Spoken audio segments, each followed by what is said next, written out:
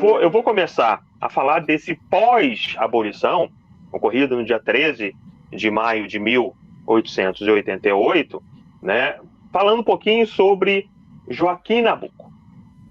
Né? Joaquim Nabuco, né, parlamentar nesse período, né, ali justamente do contexto da abolição e da proclamação da República, um parlamentar pernambucano, né, ele dizia que nós estamos condenados ao atraso enquanto a questão da escravidão não fosse resolvida. Né? Enquanto a herança escravocrata que o Brasil possui não fosse resolvida. O camarada fala isso no final do século XIX. Né? E nós estamos aqui no século XXI, né, tendo que falar sobre isso porque ainda estamos na mesma situação. Essa é a grande verdade. Né? Ele dizia: a grande questão da democracia brasileira não é a monarquia, é a escravidão. Se nós olharmos dados mais recentes,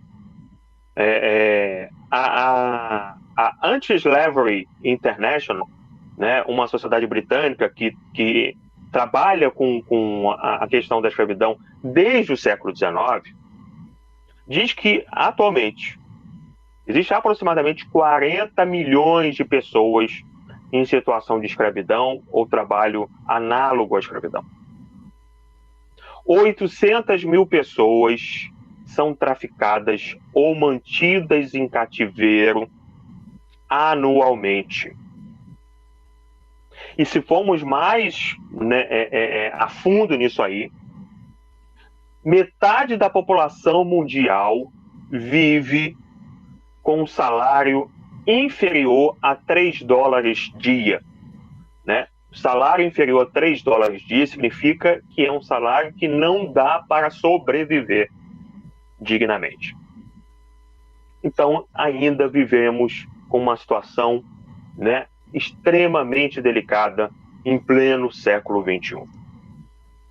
Falando do século XIX, né, todo o processo da abolição, né, ela não foi acompanhada de um processo de integração social.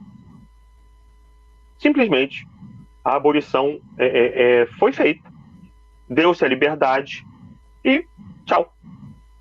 Florestan Fernandes, em 1964, diz o seguinte, no seu livro A Integração do Negro na Sociedade de Classes: a desagregação do regime escravocrata e senhorial se operou no Brasil sem que se cercasse a destituição dos antigos agentes de trabalho escravo de assistência e garantia, que os protegessem na transição para o sistema de trabalho livre.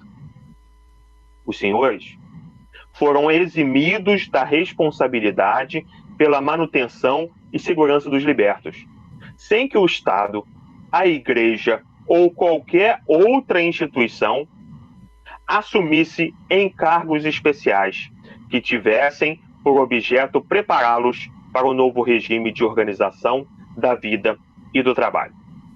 Essas facetas da situação imprimiram à abolição o caráter de uma expoliação extrema e cruel.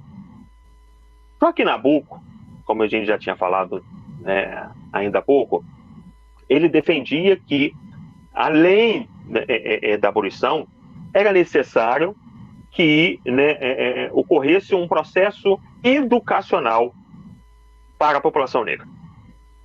Né?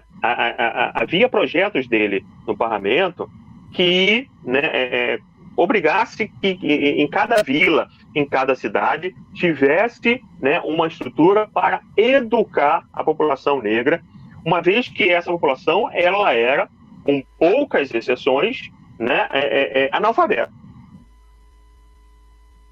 Ou seja, sem educação, né, o mínimo não iria acontecer. Veio 1888, a população negra foi abandonada, né? A maioria acaba migrando para as áreas urbanas, e aí a gente volta a falar do Rio de Janeiro, né? Você tem, então, uma quantidade de pessoas das fazendas, né, das cidades do interior do Rio de Janeiro indo para a capital, e vão morar onde?